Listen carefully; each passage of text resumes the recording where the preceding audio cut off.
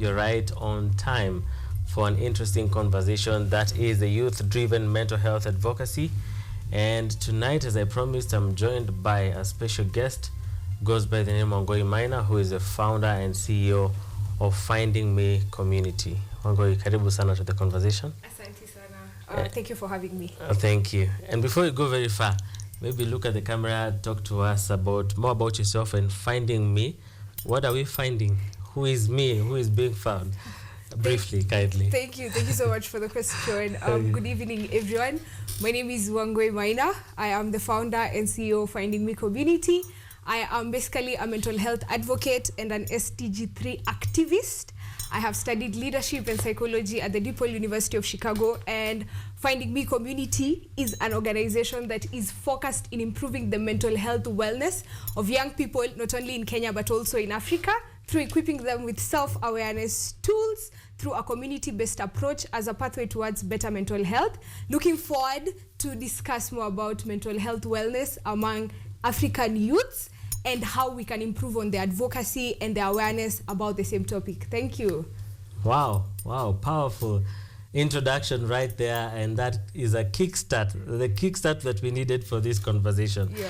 Now, Wangui, let's go straight into areas of concern tonight. Yeah. How prevalent is mental health awareness in the country specifically, and maybe other areas of jurisdiction as far as Finding Me Community is concerned among the youth, and of course, and what challenges do they face as they continue to come to yourself and other people on the ground?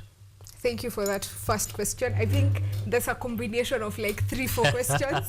So I'll try to see if I'll remember each and every bit of the question. That's fine. If you forget, I'll remind you. Yeah, no problem at all. So the first part where you've asked how prevalent mental health advocacy and awareness is, I'd say since 2020, when we were hit by coronavirus, everyone was like in isolation.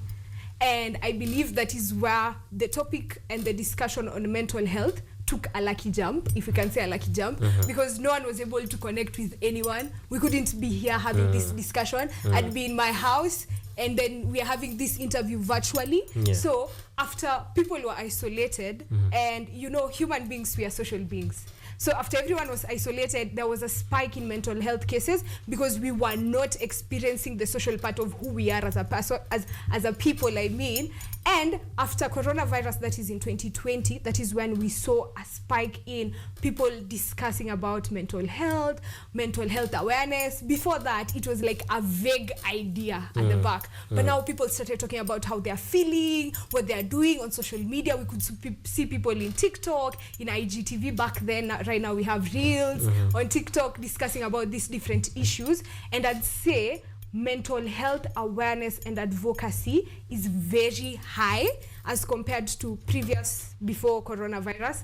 And as we've continued to go on, people are learning more about what mental health is. More advocacy is being done in the space. We see organizations like Finding Me come into the space, and we are doing the advocacy. But now I'd be lying when I say that everyone is aware about mental health wellness, because we know that it is only 28% of Kenyan population that is in urban areas, and that is where we find these conversations happening.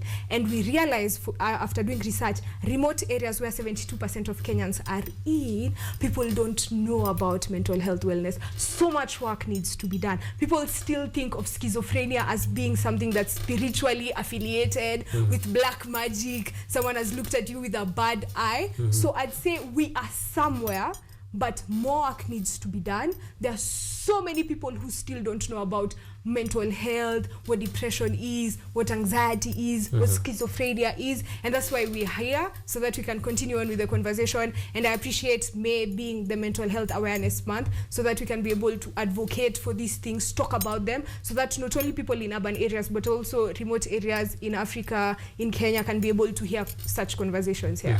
Yeah. All right. She has done a very good job in reminding us that May is a Mental Health Awareness Month. And of course, keep your questions coming. KUTV_Kenya on X, KUTV Kenya on Facebook and YouTube. Now, as we continue the conversations, part B maybe of the question that probably you have forgotten. I've forgotten.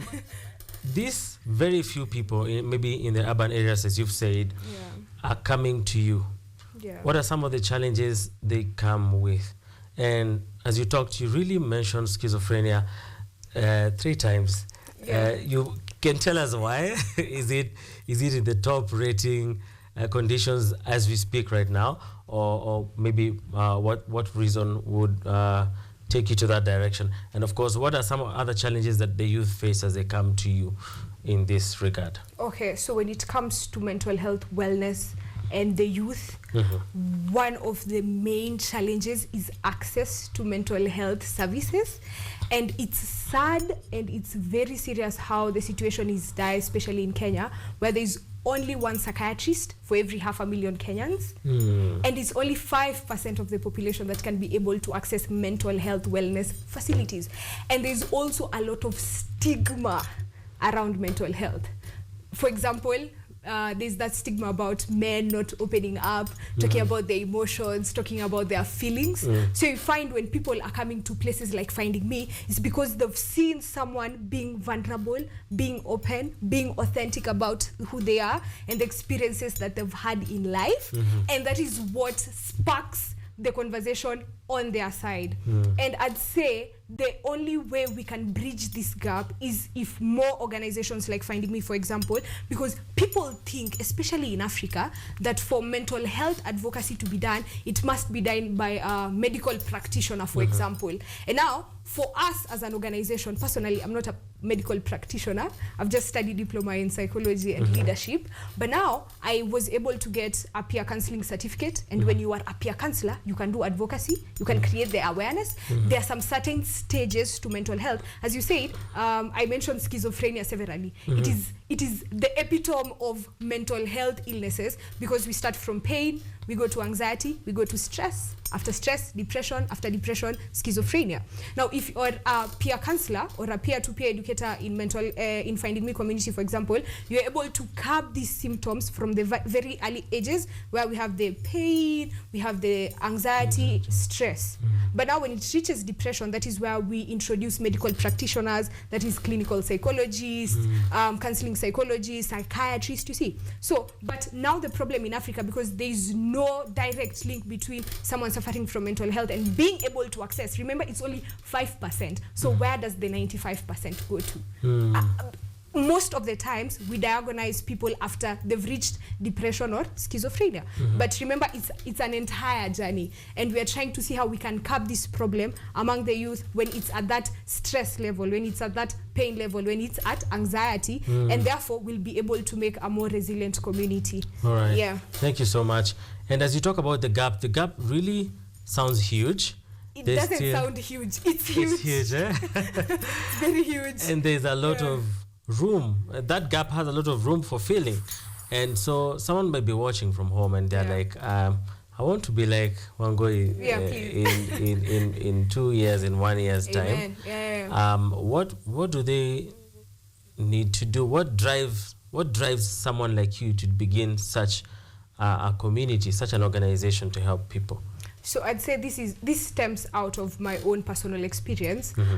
Finding Me is rather a young community and a young organization. We started last year in January, and we were able to start proper advocacy from May. And I'd say prior to that, that was in last year was 2023. So the year before that, 2022. I was in third year. I just finished my third year. Jomo Kenyatta University of Agriculture and Technology is my alma mater. So I was there, and we were to go to industrial attachment, and I had to go back home. And basically what I'd truthfully say as my truth is that one of my family members has been struggling with depression and addiction for a very long period of time. And if you know someone who is suffering with mental health illness, it does not only affect the victim, but even the caregivers around them. So at that time when I was at home and I was constantly interacting with this family member, I could see the pain that it was bringing to us. We were also having mental health issues in the process of helping this individual. So it's not only, as much as we're only counting the victims, but also the people who are taking care of the victims are being affected. Luckily enough, I'd say this opportunity to remotely study psychology and leadership by DePaul University of Chicago, it came in at that time. So this is a time where I'm seeing my family is going through a lot.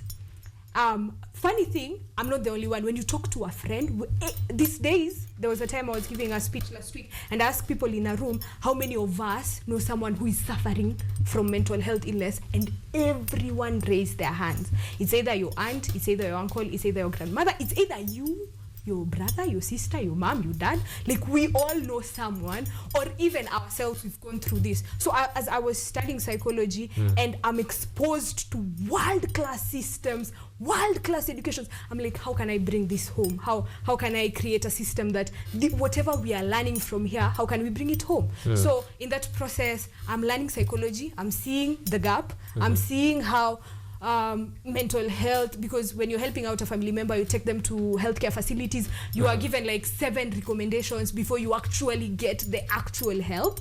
I decided, let me form this thing, Finding it. It wasn't called Finding Me. I just said, because I have this knowledge and I knew a few people that could actually sit in my council. We started out as 12 people, the pilot project. I said we started in January, but through actual advocacy in May. So from January to May, I was trying out this thing. I'm trying to see what works, what does not work, and most importantly, how can we create a system that can outlive me and everyone else that is at the pioneering table. So we started having the conversation. People started saying how it's helping them, and I was basically trying to teach people the tools that they need so that they can be able to cope with the normal stresses of life. Because how do we know someone is mentally ill? They are not able to cope with the normal stresses of life. So giving people things like self-awareness, emotional intelligence, self-care tools, such like things. And then after the 12 folks, the impact was good. They started recommending their folks, and then I saw the list is becoming big. 50 people, I can't handle 50 people alone. I start requesting my other peer counselors, can you come in and help me? Can you come in and help me? And now the community has grown. We've been able to impact over 500, if I can be more specific, 532 young people in Kenya, and we are still growing. So for someone who is out there and they want to be like me, first of all, you need to have that genuine motivation, because any work is work, and it's not easy work. Some people think social entrepreneurship is a hobby or is a part-time job or is something that you do on the weekends. You know, people ask you, oh, you have Finding Me, what's your career? I'm like, no, this is my career, you know. So if you need to have a genuine motivation of it, so that you can navigate well through the ups and downs of having an enterprise that handles people directly. That is one. Two, create a system that can work. For us, we use the peer-to-peer model, and we also go into communities. We use the community-based approach. We are trying to uplift the spirit of Ubuntu, which is an African philosophy. I am because we are. So if you want to make the individuals strong, you make the community that those individuals survive in stronger. So we go into communities, let's say in JKUAT, KU, Choir, different communities. We do the advocacy there. And that's how we've been able to build up until where we are. So create a system that works and learn more about psychology. Equip yourself. You don't have to be a medical practitioner to be in the space. As I said, we move from pain, stress, anxiety, depression, schizophrenia. So we can handle the first 3 stages, even if you are not a medical practitioner, so that we can close in this very huge gap where we increase the number of people who can be able to access mental health wellness services. Amazing. You mentioned genuine motivation as a main key. And I'm going to use wordplay to raise a point or a question that comes to my mind, even as you talked about the developments. When you talked about genuine motivation, I was thinking Generation Z. Gen Z. They genuinely find motivation from their very own. And research has proven that these people actually get to listen to their own much more than they listen to the older generation. Of course. So how does this play? And is this an advantage to you now that you're doing peer-to-peer counseling? And what are the advantages and disadvantages of peer-to-peer as compared to the traditional older person mentoring the younger person or counseling the younger person? I'd say it's because, first of all, it's a big advantage. Personally, I'm a Gen Z. It's called Gen Z, not Z. You see? You see? The old folks like me are Generation Z. I'm saying it in full. It's like Gen Zs. We are Gen Zs. Yeah. I'm doing advocacy among my fellow Gen Zs, and there's we say that you can only speak to someone or communicate to someone if you're using the language that they use. So as a Gen Z, personally, I'm barely 22 years old, so I usually work with people from 18, 28, in that age bracket. We all know all those folks in there are either late millennials, tunaitanga Gen millennials,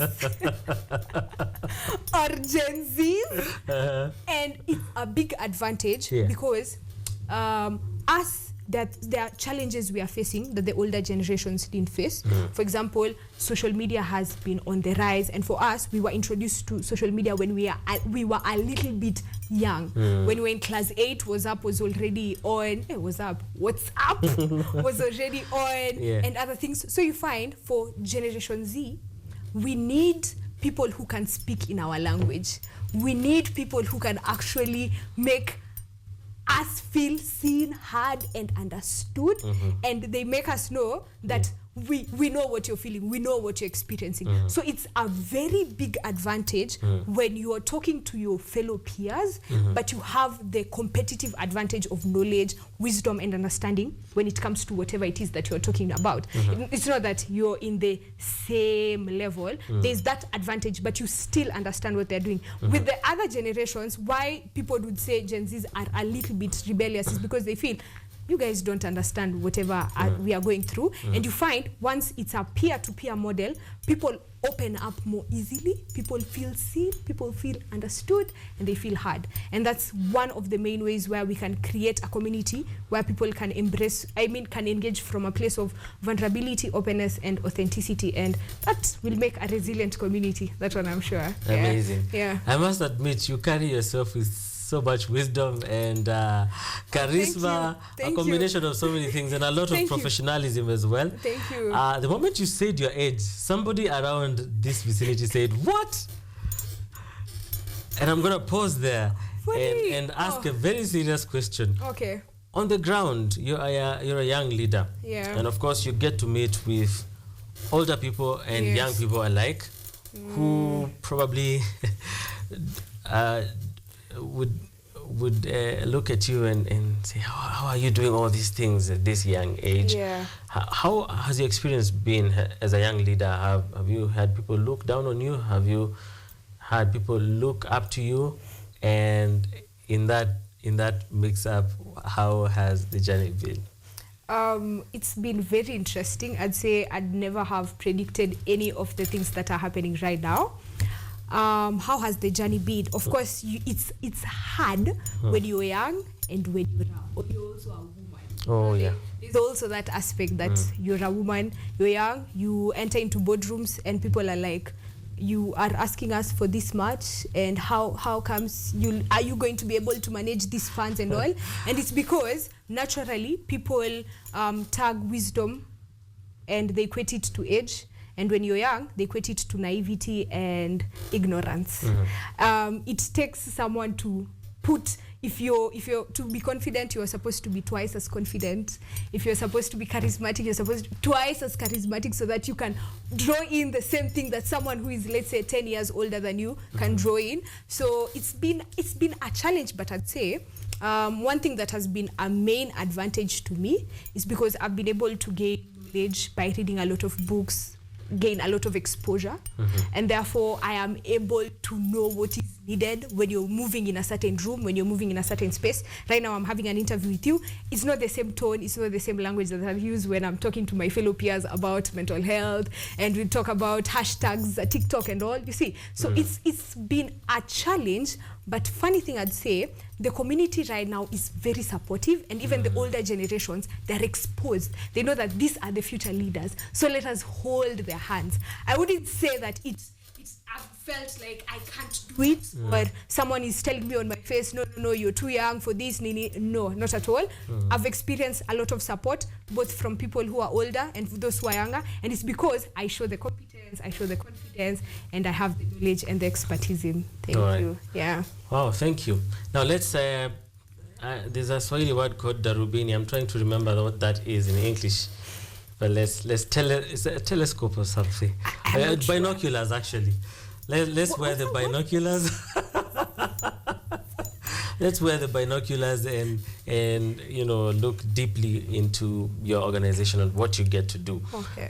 So what are some of the things that you do? What is a normal day in Find Me community? What are the key programs? What are the services you find there? Do you have one service? Do you have different services happening at the same time? How does it look? Paint a picture in maybe 3 minutes or so. Oh, thank you. So in Finding Me community, we have 3 main social products. Number 1, we have identity search, where we are basically solving the identity crisis in teenagers. And we do weekend challenges where we go to high schools. We talk to them about mental health wellness, what it is, because you can be experiencing mental health challenges and you don't even know. The Bible says that my people perish due to lack of knowledge. The lack of awareness itself is a problem. And you find when people are in their teen years, they don't even know that they're going through a lot, yet they are going through a lot. And this will usually reflect in their academia especially, and maybe isolating themselves or peer group pressure and all. So this is where we do advocacy, and we try to help people to really understand who they are, from body image, self-esteem, and ideal self. We also have the identity development. This one now we have been doing for quite some time. It's the longest product that we've had. We do advocacy in universities amongst young people. That is where I started. When I started the community, I was in my 4th year. That was last year in January. And this is where we go through a journey of 8 weeks with people who have gone through mental health issues. We know that once someone is a little bit older, when you are a young adult, 1 out of 3 young adults are suffering from mental health issues. So the problem is there. It's huge. The gap is huge. So we take through people through consistent follow-up for a period of 8 weeks. We're able to equip them with self-awareness tools, and we use this through a community-based approach. Because with Gen Zs, as you've said, social media really made mental health crisis rise by 40%.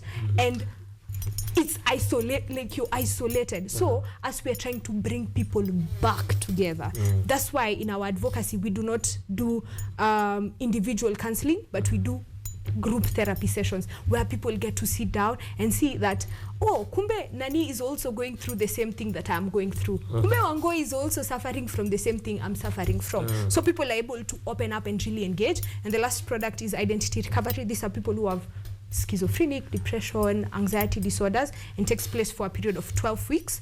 How we do the advocacy is through cohort groups. So we've done 4 cohorts so far.